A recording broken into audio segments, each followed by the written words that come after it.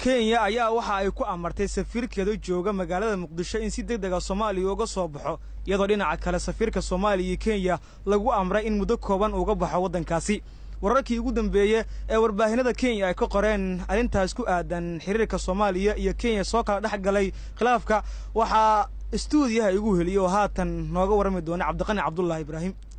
محمد علي ودمتان تهي ونيد السلام يا ديك دقيستياشبا ورق جوردو صباحي أيها إن دولة كينيا أي ويرتي سفير كذي وفديي صومالي جارهان مقالة عاصمة مقدشو جنرال لوكاس تومبو يدونا سيدو كله مدة 4 ساعة سيدو لو صور ما يوقو قبطي سفير كصومالي وفديي كينيا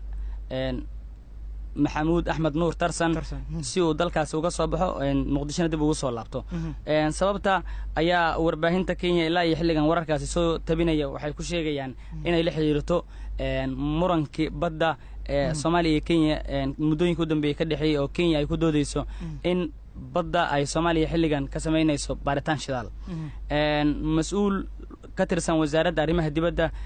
Kenya oo la yiraahdo Macharia Kamau ayaa warbaahinta la hadlay waxa uu yiraahday dawladda Soomaaliya si